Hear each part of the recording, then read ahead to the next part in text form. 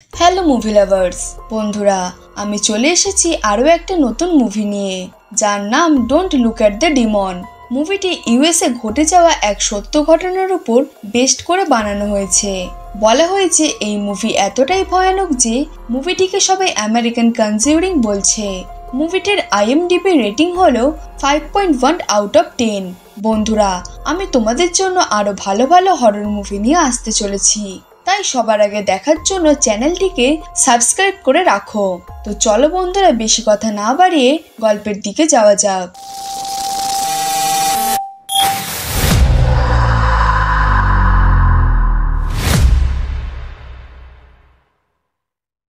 গল্পের শুরুতেই কুমানথংয়ের ব্যাপারে আমাদেরকে বলা হয় যে মাতৃগর্ভে থাকা অবস্থায় মারা যাওয়া শিশুদের শুষ্ক ভ্রূণকে ডাইনি ডক্টরেরা তাদের সন্তান হিসেবে গ্রহণ করে এবং তার কাজে সাহায্য করার জন্য তাদের ব্যবহার করে।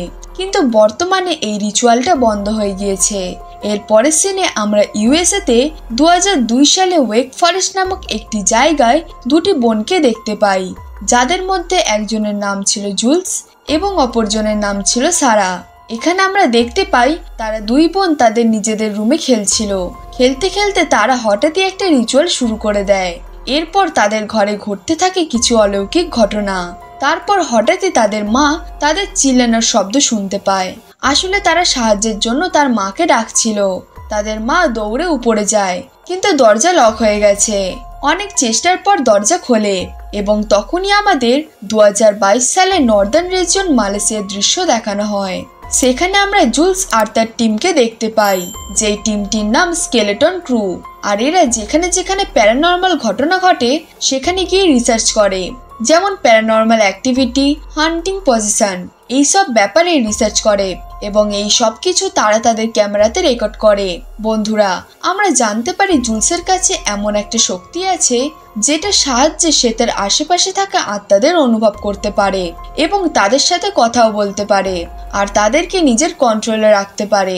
তার টিমের মধ্যে ছিল তার boyfriend Matty, cameraman Wolf, technician Ben আর লোকাল গাইডেন্স ট্রান্সলেটর অ্যানি। এখানে বেন আর উলফ দুই ভাই ছিল। আজকে এরা সবাই গ্রামের একটি মঙ্কের কাছে আসে। মঙ্ক মানে হচ্ছে যাদের আমরা সাধু বা পূজারী বলে থাকি। এখানে মঙ্কটি একটি মেয়ের পিঠে একটি ট্যাটু বানাচ্ছিল। এই জিনিসটা জুলসের একটু অদ্ভুত লাগে, কারণ ট্যাটুটা করার সময় মেয়েটির অনেক ব্যথা লাগছিল। তাই এটা দেখে জুলস মঙ্ককে দাঁড়াতে বলে, কিন্তু এই মঙ্কটা জুলসকে চুপ করে বসে থাকতে বলে সে আবার সেই ট্যাটু করতে শুরু করে। এর কিছুক্ষণ পরেই আমরা দেখতে পাই মেয়েটার মুখ দিয়ে কিছু ছোট ছোট পেরেক বেরিয়ে আসে। দেখে মনে হচ্ছিল এই পেরেক দিয়ে কালো জাদু করা হয়। এরপর এই পেরেকগুলোকে মঙ্ক মাটিতে খুঁড়ে পুঁতে দেয়। এখন মঙ্ক জুলসের সাথে কথা বলে আর তাকে বলে এই মেয়েটির এক্স তার ওপর কালো জাদু করেছিল।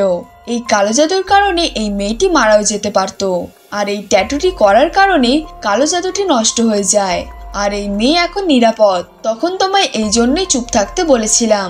জুলস তখন মঙ্কের কাছে ক্ষমা চায় আর জুলস মঙ্কের এই কাজ দেখে প্রভাবিত হয়। তখন সে মনে মনে ভাবে তার কাছেও কিছুটা এরকমই শক্তি আছে আর সেটাকে তাকে সঠিকভাবে ব্যবহার করতে হবে আর তাকে এই শক্তির ব্যবহার করে পয়সাও কামাতে হবে। এরপরে মঙ্ক জুলসকে একটি রক্ষা কবচ দেয়। তারপর তারা সবাই সেখান থেকে বেরিয়ে যায়। এরপর ম্যাটি অ্যানিকে তাদের টিমে পুরোপুরিভাবে জয়েন করে নেয়। তাই জন্য অ্যানি অনেক খুশি হয়ে যায়। এরপর তাদের মধ্যে কথাবার্তা হয় যে তারা এবার কোথায় যাবে। যেহেতু তারা হান্টিং, প্যারানর্মাল এবং এক্সরসিজমের কাজ করত, তাই তাদের কাছে অনেক ইমেল আসে। এরপর তারা সবাই ইমেল বক্স চেক করতে থাকে আর জুলস তার পাওয়ার কাজে লাগিয়ে চোখ বন্ধ করে ইমেল চেক করে যে কোনটা ফেক আর কোনটা রিয়েল। এমনও অনেক সময় হয় যে অনেক ইমেলই ফেক হয়। তাই জুলস তার শক্তির সাহায্যে এই ইমেলগুলো চেক করে আর ফেক মেলগুলো বাতিল করে দেয়। কিছু লোকেরা শুধু ভিডিওতে ভিউসের জন্য মিথ্যে বলে তাদেরকে ডেকে নেয়, কিন্তু জুলস আত্মাদের অনুভব করতে পারত, তাই সে সব বুঝতে পারত কোনটা ফেক আর কোনটা রিয়েল। এরপর সে একটি ইমেল পায়। এই ইমেলটা একটা কাপেল করেছিল, যাদের নাম ছিল মার্থা ও ইয়ান। জুলস অনুভব করে বলে এই কাপেলের আমাদের প্রয়োজন, তাই আমাদের তাদের বাড়ি যাওয়া দরকার। বন্ধুরা, এরা স্বপ্নেও ভাবতে পারবে না যে এদের সাথে কি হতে চলেছে। যাই হোক, এরপর আমরা দেখি তারা ইয়ানের ঘরে পৌঁছে যায়। জুলস গাড়ি থেকে নেমে এদিক ওদিক দেখতে থাকে। হঠাৎ তার চোখ বাড়ির উপরের জানলায় পড়ে। সে দেখতে পায় একটি মহিলা দাঁড়িয়ে আছে। জুলস সেই মহিলাকে অতটা পাত্তা দেয় না। তারা সবাই ইয়ানের সাথে আলাপ পরিচয় করে। এখন তারা সবাই ক্যামেরা চালু করে ঘরে ঢোকে, আর এই সব কিছু উলফ রেকর্ড করছিল। এরপর ইয়ান বলে এই ঘরটা কিছু মাস আগে সে নিয়েছিল। প্রথম কিছুদিন সব ঠিকঠাকই ছিল, কিন্তু এই কিছুদিন হলো মার্থা কিছু একটা অনুভব করতে পারছে। সে হঠাৎ হঠাৎ ঘুম থেকে ভয় পেয়ে উঠে পড়ছে, হঠাৎ হঠাৎ কাউকে দেখে চিল্লে উঠছে। আমি বুঝতে পারছি না সে কেন এরম করছে। কিন্তু বন্ধুরা, এটা হন্টেড ঘর হলেও এই ঘরটি খুবই পরিষ্কার ছিল। তারপর ইয়ান বলে এই ঘরটি 1970 সালে বানানো হয়েছিল, আর এই ঘরে হয়তো কিছু রহস্য লুকিয়ে আছে, আর এটা জানার জন্যই তোমাদেরকে ডাকা। এবার তারা সবাই মার্থার সাথে দেখা করতে যায়। তাকে দেখে তারা সবাই বুঝতে পারে যে সে অনেক চিন্তিত এবং ভয়তে ছিল। সে দিনরাত প্রার্থনা করত। সে তার ঘরে শুধু ধার্মিক জিনিস লাগিয়ে রেখেছিল। প্রথমের দিকে মার্থা এইসব মানতই না, কিন্তু সে তার বাড়িতে এত সব অলৌকিক কিছু ঘটনা ঘটার জন্য সে ধার্মিক ব্যাপারে বিশ্বাস করা শুরু করে। এরপর ইয়ান তাদের মার্থার বানানো একটি পেন্টিং দেখায়। যে এই পেন্টিং এঁকেছিল সে হলো এই বাড়িতে যারা আগে থাকতো তাদের মধ্যে একটি লোক, আর এই পেন্টিং মার্থা এই বাড়ির ছাদে পেয়েছিল। এবার তারা মার্থার জিনিসপত্র চেক করতে থাকে। এখানে মার্থা তাদের একটি কাপড় দেখায় যেটা ছেঁড়া ছিল, আর সে বলে সেই কাপড়টি কিছুদিন আগে কেউ ছিঁড়ে দিয়েছে। কিন্তু অবাক ব্যাপার হলো যে এই বাড়িতে ইয়ান আর মার্থা ছাড়া কেউই থাকে না। তাহলে কাপড়টা ছিল কে? যাই হোক, জুলস এখনো পর্যন্ত কোনো অলৌকিক জিনিস অনুভব করতে পারেনি। কিন্তু বন্ধুরা, জুলস বাড়ির সব জিনিস ছুঁয়ে ছুঁয়ে অনুভব করার চেষ্টা করে এই বাড়িতে কোনো অলৌকিক শক্তি আছে কিনা, কিন্তু সে কিছুই অনুভব করতে পারছিল না। তাই তারা সবাই মনে করছিল ইয়ান আর মার্থা হয়তো মিথ্যে কথা বলছে। এরপর তারা বেসমেন্টে যায়, যেখানে এক সপ্তাহ ধরে খুবই বাজে একটা গন্ধ আসছিল। ইয়ান বলে এই দুর্গন্ধটা কিছুতেই যাচ্ছে না, কিন্তু জুলস তখনই সেখানে একটা মরা ইঁদুর দেখতে পায়, যেটার কারণে তাদের সন্দেহ হয় এই কাপল সব মিথ্যে বলছে। এরপর তারা সেখান থেকে চলে যেতে থাকে, কিন্তু তখনই হঠাৎ সবকিছু ব্ল্যাক আউট হয়ে যায়, আর জুলস কোনো শব্দ শুনতে পায়। এবার জুলস সেই শব্দটার পিছু করতে থাকলে সে সেখানে একটা রেডিও খুঁজে পায়, যেটা থেকে একটা অদ্ভুত শব্দ আসছিল। হঠাৎই তখনই একটা মহিলা আত্মাকে সে দেখতে পায়। আত্মাটি তার কাঁধে হাত রাখে, যার কারণে জুলস অনেক ভয় পেয়ে যায় আর দৌড়ে বাইরে চলে আসে। আর সে এখানে আর এক মুহূর্ত থাকতে চায় না, তাই সে চলে যাচ্ছিল। ম্যাটি তাকে থামাতে গেলে সে বলে এই জায়গাটা ঠিক নয়, কারণ সে এখন আত্মাটার কথা শুনতে পাচ্ছিল এবং তাকে সে অনুভব করতে পারছিল। আত্মাটা তাকে টাচ করেছে, আর সে বুঝতে পেরেছে আত্মাটি খুবই শক্তিশালী ছিল। আর এই বাড়িতে থাকা তার একদমই ঠিক মনে হচ্ছিল না, যেটা শুনে ম্যাটি তাকে সামলায় এবং বলে তারা তো এটাই ফিল করতে চায়, আর এটাই তো তাদের কাজ। ম্যাটি জুলসকে অনেক বোঝায় এবং এখানেই থাকতে বলে, কিন্তু জুলস এখন এই বাড়িটিকে নিয়ে অনেকটাই চিন্তিত ছিল। রাতে ইয়ান ও মার্থা তাদের গুড নাইট বলে শুতে চলে যায়, আর অ্যানিও ফ্রেশ হতে চলে যায়। যখন সে চান করছিল তখন আমরা দেখতে পাই তার পিঠেও সেই একই ট্যাটু ছিল, যেই ট্যাটুটা মং সেই মেয়েটির পিঠে করছিল। এর পরের সিনে আমরা দেখতে পাই ইয়ান ঘুমের ঘরে হেঁটে হেঁটে ঘরের বাইরে যেতে থাকে, আর এদিকে তখনই মার্থা পজেস্ট হয়ে নিজেই নিজের মাথাটা দেয়ালে ঠুকতে থাকে। এখন সবাই তার চিল্লানোর আওয়াজ শুনতে পায়, আর তারা সবাই দৌড়ে যায়। তারা সেখানে গিয়ে দেখে এক ভয়াবহ পরিস্থিতি। তাকে জুলসের টিম এসেও সামলাতে পারছিল না, আর তখন মার্থা পজেস্ট অবস্থায় বলে তোমাদের কথা মার্থা শুনতে পাচ্ছে না। যার পরে আমরা দেখতে পাই কোনো একটি শক্তি তাকে টেনে নিয়ে চলে যায়। তাকে বাঁচানোর জন্য সবাই তার পিছনে দৌড়াতে থাকে। জুলস তার কাছে যেতেই বেসমেন্টের দরজা বন্ধ হয়ে যায়। তারা দুজনেই বেসমেন্টের ভিতরে আটকা পড়ে যায়। এরপরেই আমরা দেখতে পাই একটি ভয়ঙ্কর দেখতে মহিলা আত্মা তাদেরকে ভয় দেখাতে থাকে, আর জুলসের টিম অনেক কষ্টে তাদেরকে যা হোক করে দরজাটা খুলে বাইরে বের করে। সিন শিফট হয়। পরের দিন সকালে মার্থার ড্রেসিং করা হচ্ছিল।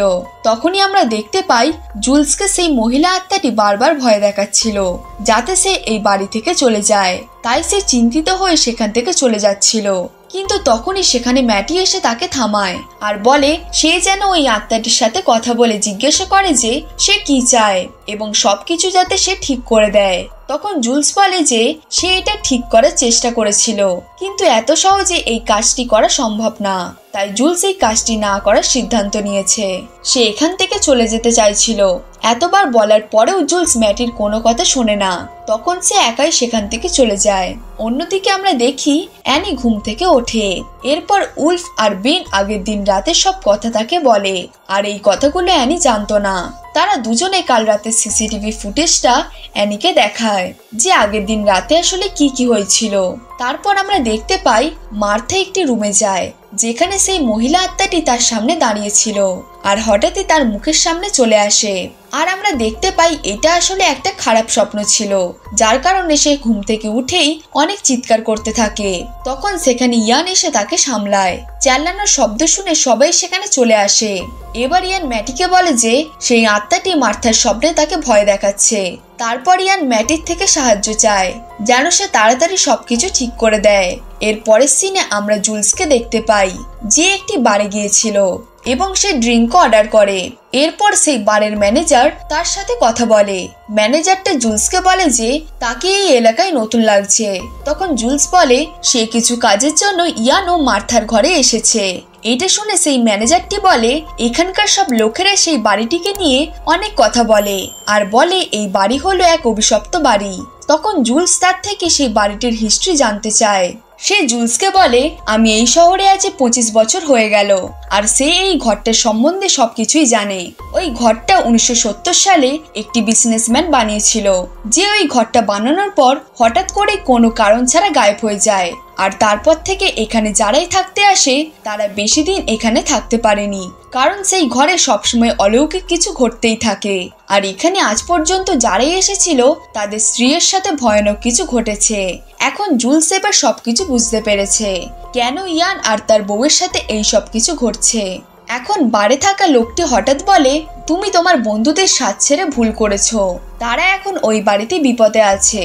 আর তখনই আমরা দেখতে পাই সেই বারের ম্যানেজারটা গায়েব হয়ে যায়। তখন সে হঠাৎ লক্ষ্য করে এই বারটি পুরোটাই ফাঁকা, সেখানে আসলে কেউই ছিল না।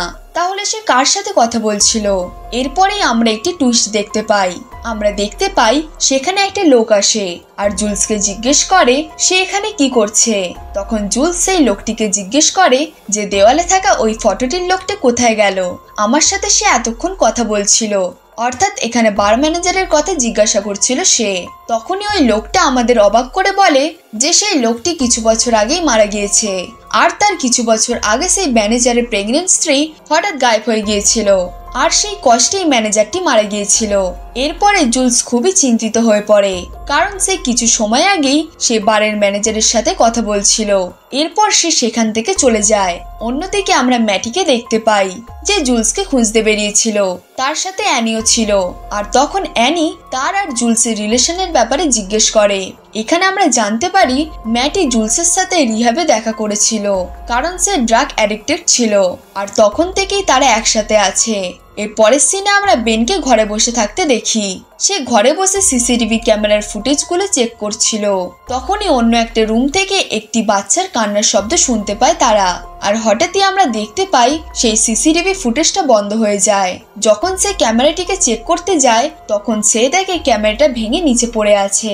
এরপর বেন ওই বাচ্চাটির কান্নার শব্দটাকে অনুসরণ করতে শুরু করে, যে শব্দটা একটি দেওয়ালের পিছন থেকে আসছিল। আর যখন বেন সেই দেওয়ালটিকে ভাঙে তখন সে সেখানে একটি সিক্রেট রুম দেখতে পায়। আর বেন যখন সেই রুমটায় ঢোকে তখন আচমকায় দুটো আত্মা তাকে অ্যাটাক করে দেয়। তার শব্দ শুনে উলফ সহ বাকি সব লোক তার কাছে যায়। ইতিমধ্যেই জুলস সেই ঘরে চলে এসেছিল, আর তারা সবাই বেনের কাছে যায়। আর এখানে আমরা দেখতে পাই বেন অনেক ছটফট করছিল। এটা দেখে মার্থা বলে এটা সেই লোকটাই যে তার স্বপ্নে আসে, কারণ তার বডিতেও সেই একই ট্যাটু রয়েছে।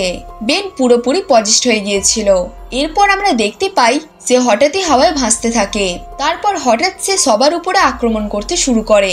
আর সেই আত্মাটি জুলসকে বলে যে সে তাকে চেনে, আর সে এটাও বলে যে সে তার বোনের প্রাণ নিয়েছিল। তার বোন মরে যাওয়ার আগে অনেক কষ্ট পেয়েছিল, এখন সে নরকে জ্বলছে। এটা বলেই বেন বেহুশ হয়ে যায়। এবার আমরা দেখি উলফ জুলসের কাছে সাহায্য চায় যে সে যেন বেনকে ঠিক করে দেয়, কারণ বেন তার ভাই ছিল। কিন্তু জুলস তখন এই কথাটাই মানা করে দেয়। তখন তাদের মধ্যে ঝগড়া শুরু হয় আর জুলস রেগে বাইরে চলে যায়, যেখানে সে ম্যাটিকে দেখতে পায়। এরপর আমরা দেখতে পাই অ্যানি ম্যাটিকে কিস করছিল আর সেও অ্যানিকে কিস করছিল। এটা দেখে জুলস ম্যাটির ওপর অনেক রেগে যায়। তখন ম্যাটি জুলসকে দেখতে পায় আর বোঝানোর অনেক চেষ্টা করে যে সে এই রিলেশনটাকে ঠিক করার সবসময় চেষ্টা করে, কিন্তু জুলস তা একদমই করে না। এটা শুনে জুলস সেখান থেকে চলে যায়। জুলস সেখানে একা বসেছিল, সেখানে তখন মার্থা আসে। মার্থার সাথে সে তার পাস্টের কথা বলে যে সে সবসময় আত্মাদের সাথে কন্ট্যাক্ট করতে পারতো, অর্থাৎ কথা বলতে পারতো এবং তাদেরকে ডাকতেও পারতো। আর সে তার বড় বোন সারার সাথে কিছু রিচুয়ালের মাধ্যমে আত্মাদের ডাকতো, যেটা তাদের কাছে একটি খেলা ছিল। কিন্তু সেই দিন রাতে তারা একটি মৃত ছেলের আত্মাকে ডেকেছিল এবং ওই আত্মাটি সারাকে নিয়ে যেতে চাইছিল তার সাথে, কারণ সেই আত্মাটি সারাকে পছন্দ করত। লাস্ট অব্দি সেই ছেলেটির আত্মা তার সাথে সারার আত্মাকেও নিয়ে চলে যায়। সারা মরে যাওয়ার ফলে জুলস পুরোপুরি ভাবে ভেঙে পড়ে। এটার কারণে সে নেশা করতে শুরু করে যাতে তার স্পেশাল শক্তিটি চলে যায়। আর এটাই হয়, সে আত্মাদের আর দেখতেও পেত না আর তাদের সাথে কথাও বলতে পারতো না। হঠাৎ একদিন সে আবারও আত্মাদের অনুভব করতে পারছিল, কিন্তু সে আর এই পথে যেতে চাইছিল না। এই জন্যই সে বলেছিল সে মার্থাকে সাহায্য করতে পারবে না।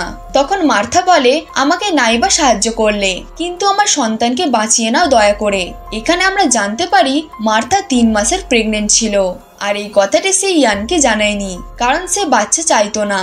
এইসব শোনার পরে জুলস রাজি হয়ে যায় সাহায্য করার জন্য। এরপরে আমরা দেখতে পাই সবাই ওই ট্যাটুর ব্যাপারে কথা বলছিল যে এই ট্যাটুটা করার মানে কি। এবারে জুলস একা সেই সিগারেট রুমে যায়। বন্ধুরা, ইয়ান আর মার্থা এই সিগারেট রুমের ব্যাপারে কিছুই জানতো না।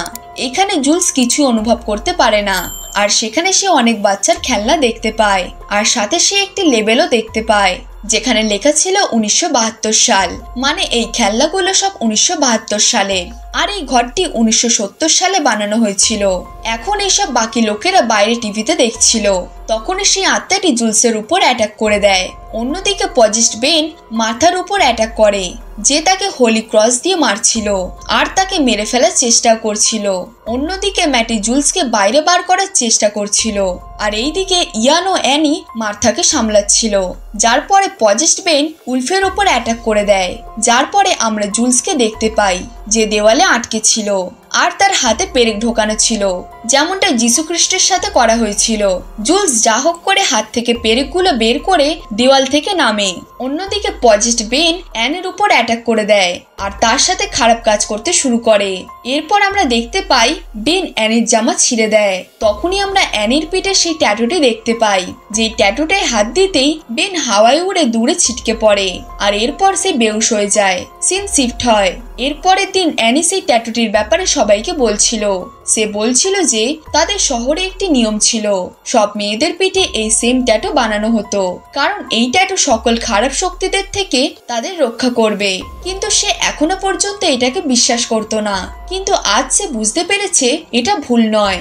এবার তারা সবাই বুঝতে পারে সেই দিন রাতে অ্যানি কেন ঘুম থেকে ওঠেনি, কারণ কোনো আত্মা তাকে আঘাত করতে পারবে না।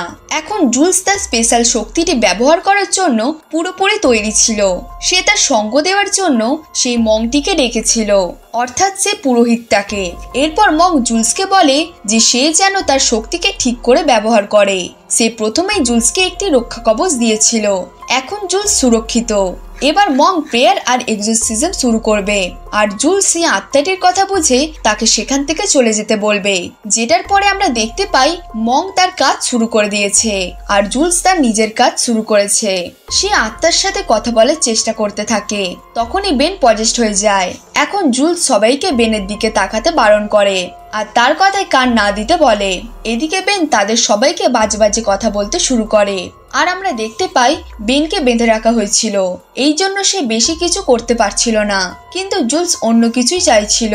আর হঠাৎই মার্থাও পজেসড হয়ে যায়। তখনই উলফ ক্যামেরায় দেখে মার্থার পিছনে 3টি মহিলার আত্মা দাঁড়িয়ে আছে। এটা জানার পর জুলস বলে মার্থার ভিতরে থাকা আত্মাটি বেনের ভিতরের আত্মাটিকে বের করার চেষ্টা করছে, কারণ বেনের ভিতরে যে আত্মাটি ছিল সে মার্থার ভিতরে থাকা আত্মাটিকে খুন করেছিল। এরপর পজেসড মার্থা বেসমেন্টে চলে যায় আর তার পিছনে বাকি সবাই চলে যায়, আর সে নিজের মাথা দেওয়ালে আবার ঠুকতে থাকে এবং বলে তারা কেন তাকে দেখতে পাচ্ছে না। তখন জুলস ভাবতে থাকে ব্যাপারটা কি। জুলসের দেওয়ালটার উপর সন্দেহ হয়, তাই সে দেওয়ালটি ভেঙে দেয়। আর এখানে আসে আরো একটা টুইস্ট। সেই দেওয়ালটির পিছনে একটি অপারেশন থিয়েটার ছিল, যেখানে একটি প্রজেক্টর রাখা ছিল, যেটা তারা সবাই অন করে। আর এখানেই আসল সত্য সামনে আসে। এই ঘরের মালিক প্রেগনেন্ট মহিলাদের এই ঘরে নিয়ে আসতো এবং তাদের নবজাত বাচ্চাদেরকে বের করে কুমানথং বানাতো। সে সেই বাচ্চাগুলোর থেকে তার শক্তি বাড়ানোর জন্য তাদের মারতো, যেটা তাকে সুরক্ষা এবং শক্তি দিত। এই ঘরের মালিক তো মরে গেছে, কিন্তু তার আত্মা এখনো এখানেই রয়ে গেছে আর তাকে কুমানথংরাই সুরক্ষা করে রেখেছে। এই কারণে জুলস সেই লোকটির আত্মাটিকে অনুভব করতে পারছিল না। আর তাকে সেই বারের ম্যানেজারও একই কথা বলেছিল যে সে একদিন না একদিন সত্যির কাছে পৌঁছে যাবে, কারণ সেই ঘরটিতে এখনো একটি মহিলা রয়েছে যার বাচ্চাকে ওই লোকটির আত্মাটি কুমানথং বানাতে চায়। আর ওই বাচ্চাটি হলো মার্থার। এখানে ইয়ান জানতে পারে যে মার্থা প্রেগনেন্ট। এরপর জুলস সিসিটিভি ফুটেজগুলো দেখছিল। মার্থা আর ইয়ান যখন পজেসড ছিল, তখন মার্থা যে দেওয়ালে মাথা ঠুকছিল সেই দেওয়ালটিকে জুলস ভেঙে ফেলে, যেখান থেকে জুলস অনেকগুলো অজন্ম বাচ্চার লাশ পায়। মানে এতগুলি কুমানথংকে লুকিয়ে রেখেছিল। পজেসড অবস্থায় যখন ইয়ান গার্ডেনে যায়, তখন সে মহিলাদের কঙ্কাল দেখতে পায়। এটা দেখে ওই আত্মাটি অনেক রেগে যায়। আর তখনই মং কুমানথংদের নষ্ট করার চেষ্টা করে আর কুমানথংদের শান্ত করারও চেষ্টা করে, যেটা করার পরে মার্থা আর বেন ঠিক হয়ে যায়। কিন্তু এটি একটি ধোঁকা ছিল, কারণ বেন এখনো ঠিক হয়নি। সে শুধু ঠিক হওয়ার নাটক করছিল। এরপর সে তাদের উপর অ্যাটাক করে দেয়।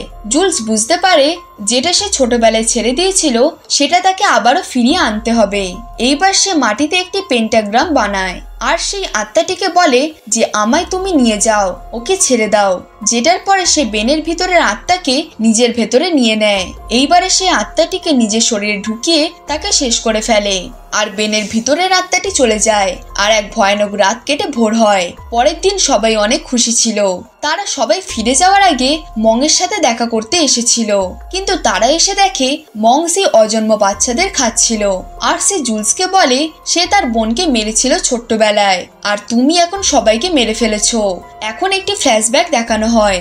ছোটবেলায় যখন জুলস তার বোন সারার সাথে আত্মাদের নিয়ে খেলছিল, তখন জুলস পজেসড হয়ে গিয়েছিল।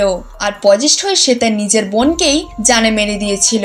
ওই সময় সে পজিশনটি সামলাতে পারেনি, আর এখন এখানে সে সবাইকে মেরে ফেলেছিল। আসলে এটা একটি ইলিউশন ছিল, যেটা আত্মাটি জুলসকে দেখিয়েছিল। এইবার জুলস তার হুঁশে ফিরে আসে, আর এখনো আগের দিনের রাত চলছিল। সে দেখে সে পজেসড হয়ে অ্যানিকে ছাড়া সবাইকে মেরে ফেলেছে। আর তার সামনে ছিল মার্থা, যার হাতে পেরেক ঢোকানো ছিল আর তার পেট ফাটা ছিল। মানে সেই শয়তান আত্মাটি তার পেটের বাচ্চাটিকে বার করে কুমানথং বানিয়ে দিয়েছে। এইবার জুলস সেই আত্মাটির মুখোমুখি হয় আর সে ভয় চেঁচিয়ে ওঠে। আর এই মুভিটা এখানে শেষ হয়। বন্ধুরা, এই ঘরের মালিক এই আত্মাটি। এই আত্মাটি সেই বাড়িতে আসা প্রত্যেকটি প্রেগনেন্ট মহিলার বাচ্চাকে কুমানথং বানিয়ে দিয়েছিল। আর এটা সে মার্থার সাথেও করতে চেয়েছিল, কিন্তু তার রাস্তায় কাটা ছিল জুলস। আর শেষে জুলস পজিশনটাকে আটকাতেও পারেনি। সেখানে সেই আত্মাটা তাকে ইলিউশন দেখিয়েছিল, আর শেষে সেই আত্মাটি জুলসকেও মেরে ফেলেছিল। তো বন্ধুরা, এটাই ছিল আজকের গল্প। বন্ধুরা, গল্পটি তোমাদের কেমন লাগলো সেটা কমেন্ট বক্সে জানাতে ভুলো না। আর গল্পটি ভালো লাগলে একটা লাইক করে দিও। এরকম আরো মুভির গল্প দেখার জন্য আমাদের চ্যানেলটিকে সাবস্ক্রাইব করতে ভুলো না। দেখা হচ্ছে বন্ধুরা পরের গল্পে।